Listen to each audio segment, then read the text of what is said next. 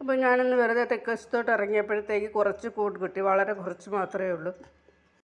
അങ്ങനെ അതങ്ങ് വിഴുക്ക് വരട്ടാമെന്ന് വിചാരിച്ച് ഇനി നമുക്ക് വിഴുക്ക് വരട്ടുന്നതിലേക്ക് പോവാം. അപ്പോൾ നമ്മൾ ഈ കുമിള് കൂണെന്നൊക്കെ പറയില്ലേ, അപ്പോൾ അത് ഈ പറമ്പിൽ വെറുതെ കിളിച്ച് വരുന്നതാണ്. അപ്പോൾ ഞാൻ വിചാരിച്ചിട്ടുണ്ട് എൻ്റെ പറമ്പിൽ മാത്രം കിളിച്ച് വരുന്നില്ലല്ലോ എന്ന്.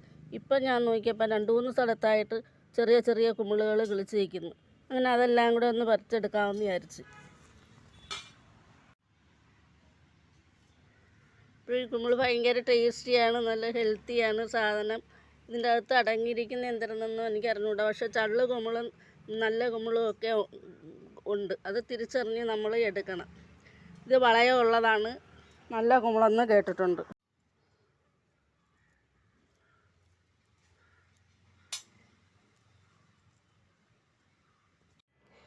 ഇപ്പോൾ ഇത്ര കുമിളുകളാണ് എനിക്ക് കിട്ടിയിരിക്കുന്നത്. ഇതിന് നല്ലതുപോലെ ഒന്ന് കഴുകി എടുത്ത് വിഴുക്ക് വരട്ടാം. അതുപോലെ കഴുകി വൃത്തിയാക്കി കൊണ്ടുവന്ന കുമിള് നമ്മളിനെ നീളത്തിൽ അരിഞ്ഞെടുക്കണം. വിഴുക്ക് വരട്ടാൻ അരിയുമ്പോൾ അങ്ങനെയാണ് അരിയുന്നത്. ഇപ്പോൾ കുമിള് ഞാൻ നീളത്തിൽ അരിഞ്ഞെടുത്തിട്ടുണ്ട്. കഴുകി വൃത്തിയാക്കിയ കുമിളാണ്, നല്ലപോലെ ക്ലീൻ ചെയ്ത് നീളത്തിൽ അരിഞ്ഞ് വെച്ചിട്ടുണ്ട്. അപ്പോൾ അതിൻ്റെ കൂടെ വിഴുക്ക് വരട്ടാനായിട്ട് ഇഞ്ചി നീളത്തിൽ അരിഞ്ഞത്, ഒരു പകുതി സവാള, ഒരു മുറി സവാള നീളത്തിൽ അരിഞ്ഞത്, നല്ല നൈസായിട്ട് നീളത്തിൽ അരിഞ്ഞെടുക്കും നമ്മൾ.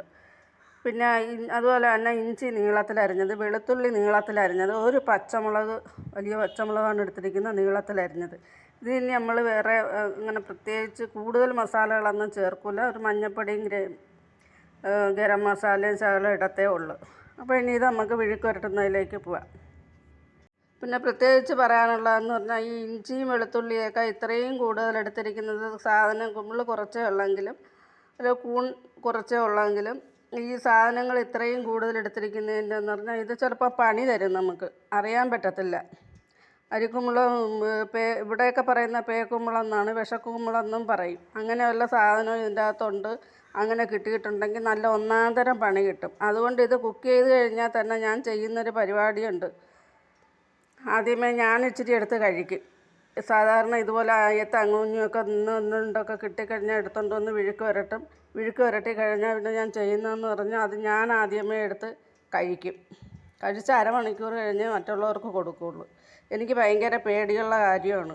ഇനി ഇത് നമുക്ക് അടുപ്പിലോട്ട് വയ്ക്കാം. ഇപ്പോഴും നമ്മൾ അപ്പച്ചട്ടി അടുപ്പത്തേക്ക് വെച്ച് അതിലേക്ക് എണ്ണ ഒഴിച്ചിട്ടുണ്ട്. അതിലേക്ക് കടുകിട്ട്, പിന്നീട് അതിൻ്റെ കൂടെ തന്നെ അതിലേക്ക് മുളകിട്ട്,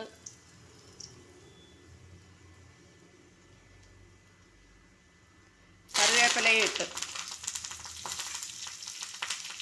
അതിനുശേഷം നമ്മളിടുന്നതെന്ന് പറഞ്ഞാൽ ഇഞ്ചിയാണ്. അപ്പോൾ ഇനി ഓരോന്നോരോന്നായി ഇട്ട് കൊടുക്കുമ്പോൾ ഒന്ന് ഇളക്കി കൊടുക്കണം.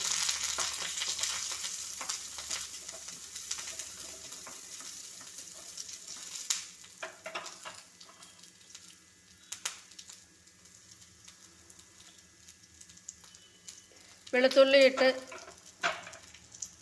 ഒന്ന് ഇളക്കി കൊടുക്കാം.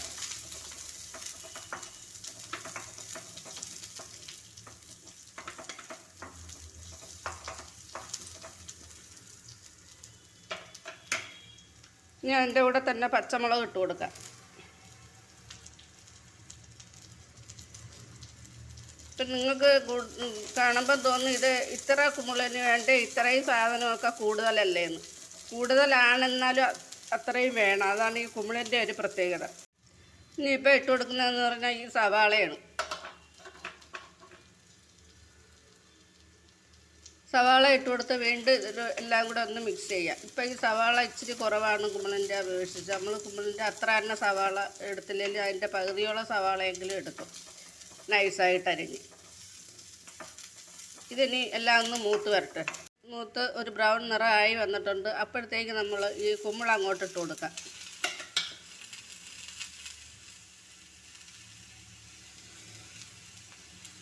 കുമിളിട്ട് നല്ലതുപോലെ ഒന്ന് ഇളക്കി കൊടുക്കാം. ഇതെല്ലാം ഈ സവാളയും പച്ചമുളകും ഇഞ്ചിയും വെളുത്തുള്ളി ഇതെല്ലാം ഒന്ന് കുമിളുമായിട്ട് നല്ലതുപോലെ മിക്സ് ചെയ്തെടുക്കണം. പതുക്കെ പതുക്കെ ഇളക്കി. ഇപ്പം ഞാനിത് ഈ ഹൈ ഫ്ലെയിമിലാണ് വെച്ചിരിക്കുന്നതെങ്കിൽ ഇനി ഇച്ചിരി കൂടെ കഴിയുമ്പോൾ ഒന്ന് ലോ ഫ്ലെയിമിലാക്കും.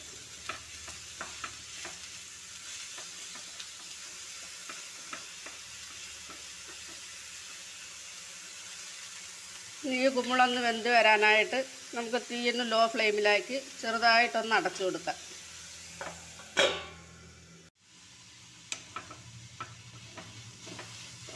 ഇപ്പോൾ നമ്മളിത് കുമ്പളൊക്കെ ഒന്ന് ഇളക്കി ചെറുതായിട്ട് വാടി വരുന്നുണ്ട്. കൂടെ ഒന്ന് ഇളക്കി കൊടുക്കണം.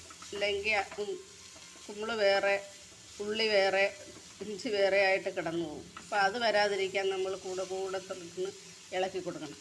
ഇനി ഇതിലേക്ക് നമുക്ക് ആവശ്യമുള്ള ഉപ്പിടാം. കുറച്ച് സാധനമേ ഉള്ളൂ, അപ്പോൾ നമുക്ക് കുറച്ച് ഉപ്പ് മതി. ഉപ്പിട്ട് വീണ്ടും നമ്മൾ നല്ലതുപോലെ ഇളക്കി കൊടുക്കും.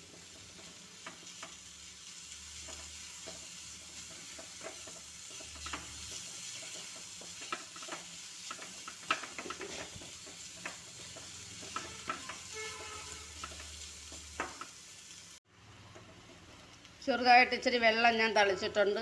ഇപ്പോൾ നിങ്ങൾ കണ്ടുകൊണ്ടിരിക്കുന്നവർ ആ ചാനലൊന്ന് സബ്സ്ക്രൈബ് ചെയ്യണേ. അത് ചവിട്ടി പിടിക്കാതെ നമ്മൾ നല്ലതുപോലെ ഇളക്കി ചെറിയതായിട്ടൊന്ന് വെള്ളം കുടഞ്ഞു കൊടുത്തിട്ടുണ്ട്. അപ്പോഴൊന്നും വീഡിയോ ഓണാക്കാൻ പറ്റിയില്ല. ചവിട്ടി പിടിക്കാതെ ഇനി ഒന്ന് നല്ലതുപോലെ വെന്ത് വരണം. ഒരെങ്കിൽ കുമ്പളും കൂടെയാണ്, ഒരെണ്ണം വേവാതെ കിടക്കാൻ പാടില്ല. ചെറുതായിട്ട് ഒന്നുകൂടെ അടച്ചു കൊടുക്കണം. ഇപ്പോൾ ഈ സമയം എല്ലാം ലോ ഫ്ലെയിമിൽ വെച്ചിരിക്കുകയാണ്.